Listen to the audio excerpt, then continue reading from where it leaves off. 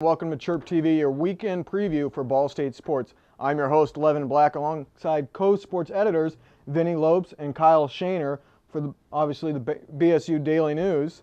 We're going to talk about four different things here today. We're going to talk first about men's volleyball. Vinny, you are the beat reporter for them, and you were there at tonight's game where they lost to George Mason, got swept. One thing we want to talk about, they're 1-4 right now. So the question is this a team having a down year because they're normally ranked? Or is this just a team that started out with a rough schedule? Well, I think it's a team that started out with a rough schedule, as you said. They've played 3 games against nationally ranked teams, but I think that's a team also still trying to find that identity. Right now, the team is struggling to get that consistent lineup on the court tonight, and you saw that in the game against George Mason as Joel Walton was bringing in players in Game 3. Talking to the coach and some of the players after the game, they're hoping that they can get a little bit of momentum, forget about this loss, and play a good match against Rutgers Newark tomorrow. Yeah, that's going to be an important game. They don't want to fall to 1-5 and really get down on themselves. They really got to get things going. I know that they struggled with the serving tonight, so maybe they can get that turned around. They only got 1 day, so that's kind of a tough turnaround. Right, and the good thing actually for Ball State right now, if you look in terms of their schedule, they're really now going to a lighter portion of their schedule. They got Rutgers Newark, then they got 2 games against Milwaukee School of Engineering, then a couple games against Carthage. So a good opportunity for Ball State to maybe get a 5-6 match winning streak before they play Loyola and IPFW at the end of the season. So the D3 teams are coming at the right time for the Cardinals. All right, well, we're going to switch gears a little bit, go to men's basketball. They've obviously had a somewhat of an up season this year, Kyle. They've won, they lost Newell, but they won 3 out of 4 games after that, but they've lost 2 of the last 3. So the question is this a team that's finally playing like a team that lost its best player a couple weeks ago, or is this a team that just had a rough week?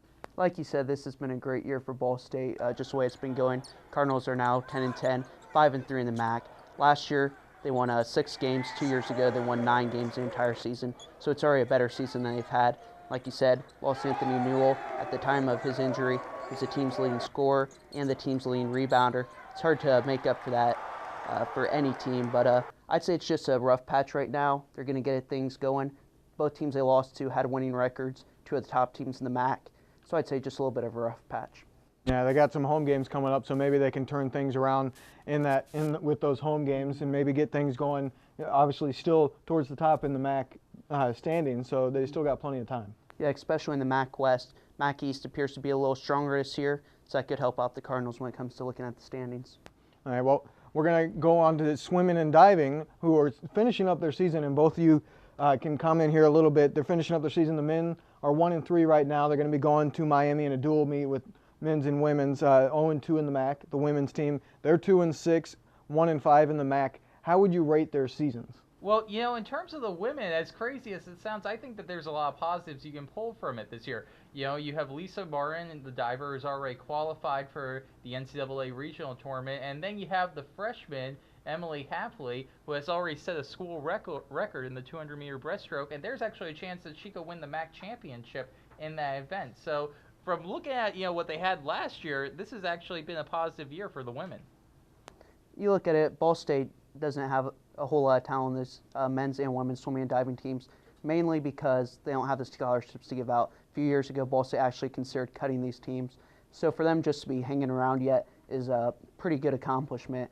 Probably haven't had the greatest season when you look at the records, but like Vinny said, Martin, Hafley, they have some real good performers and can't ask for a whole lot more out of this team, I think.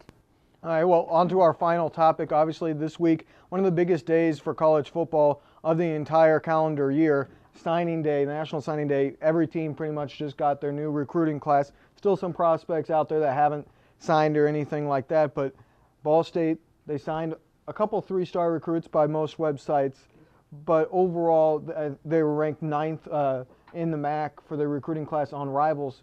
So is that a good class for them, or how would you rate it? I always think when you're rating recruiting class, you have to wait 1 or 2 years. If you remember, 2 years ago, everyone was going crazy because they landed Frank Edmonds, and Frank still has some time to develop as a player, but as of now, it hasn't turned out. But I think that there's a lot of potential. Stan Parrish was talking about the speed of some of these players, and that's a thing that they need, as we saw in that Tulsa game.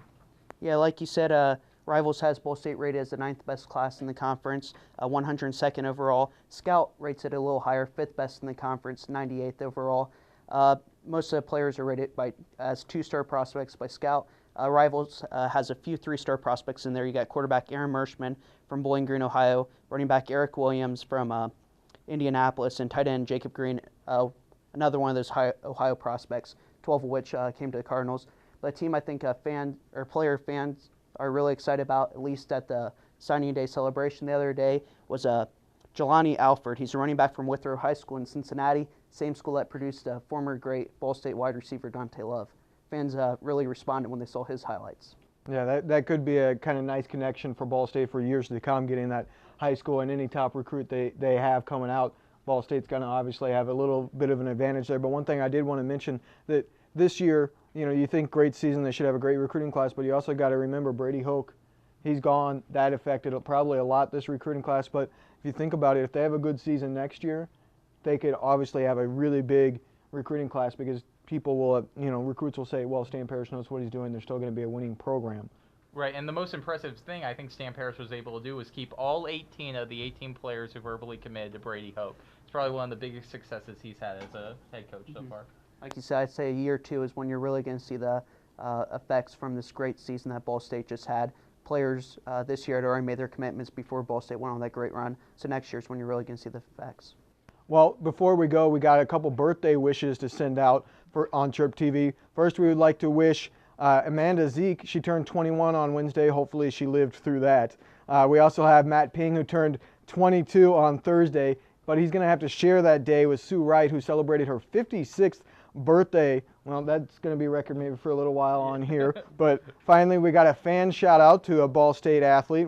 We got the sergeant, Eric Schulte, an outside attacker for the men's volleyball team. Fan just wanted to say, hey, good job, I guess.